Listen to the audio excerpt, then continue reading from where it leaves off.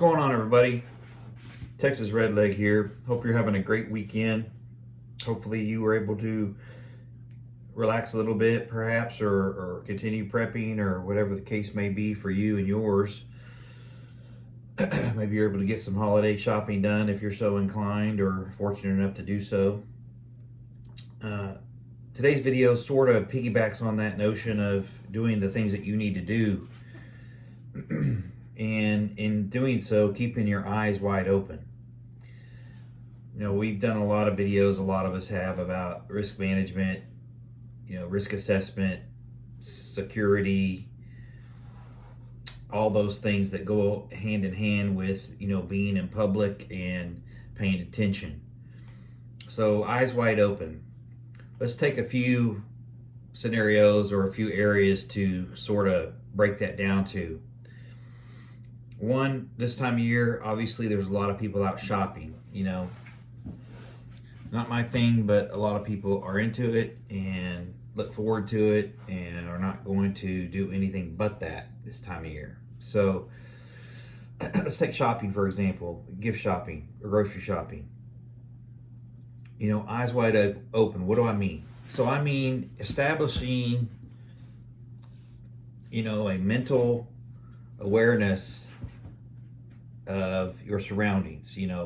Everything from getting in your car, going to the location, to getting out of your vehicle, locking your vehicle, walking into the store, the mall, whatever the case may be. If you really stop and think about it, there's a lot that goes on from that point of leaving your home to the point of getting all the way back home, right? I would encourage everybody to, keep your eyes open. Don't get in such a hurry where you're more of a easy, unsuspecting target. Don't be in such a rush that you're trying to be here or be there by a certain time or whatever. Give yourself extra time and plan for it. I think a lot of people make mistakes when they're in a hurry. And that goes from anything from, building something to, I don't know, using a pair of scissors for something and cutting yourself, or a knife. There's a lot of different things that can happen to somebody when they're in a hurry and not paying attention. So I would encourage everybody to sort of step back and think about that, when you're out holiday shopping. When you get to where you're going, maybe sit in the vehicle. First of all, pick a good parking spot. Pick a spot that you can, be visible.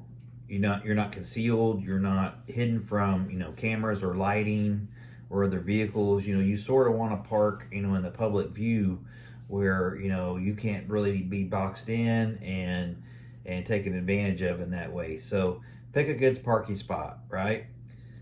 Sit in your vehicle for a minute, observe what's going on around you. Don't just hop out and run inside all frazzled on your phone, whatever, not paying attention, because that's what a lot of, a lot of potential criminals look for, is the unsuspecting, easy target that's not paying attention.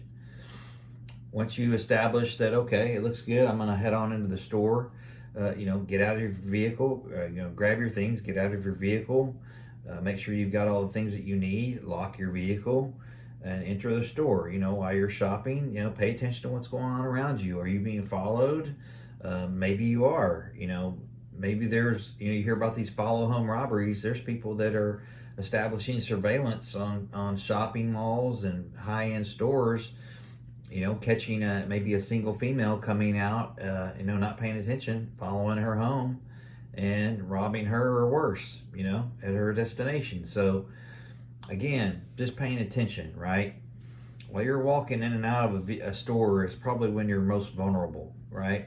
Because you get your hands full, probably. You might be on your phone, you're fumbling for your keys, etc. So slow down a little bit and pay attention to what's going on around you, and try to take somebody with you. Try not to go solo at all.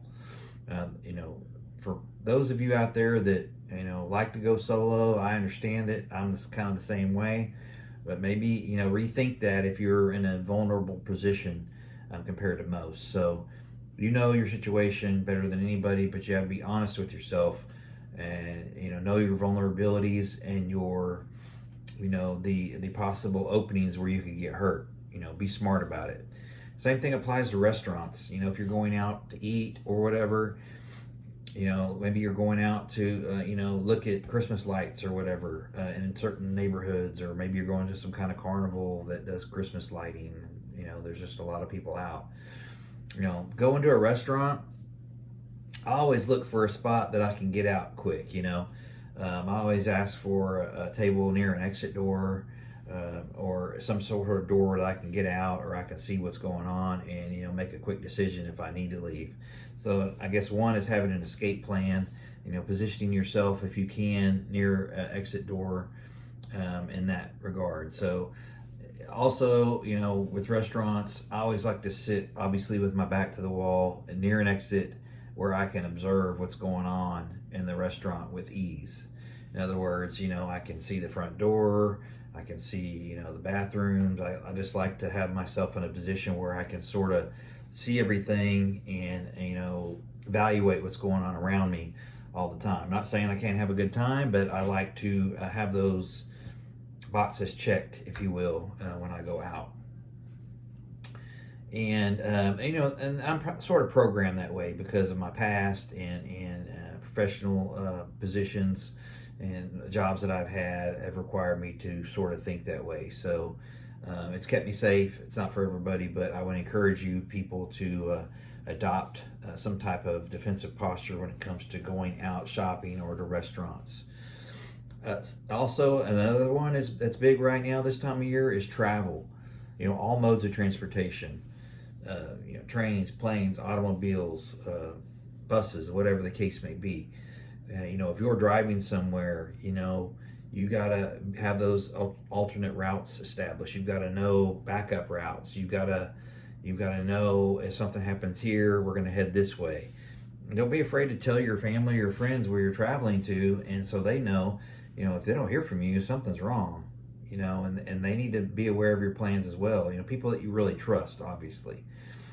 And when you're traveling, again, more with regard to shopping, these follow home bandits that have been following people home and robbing them, it's easy money to them. It's easy.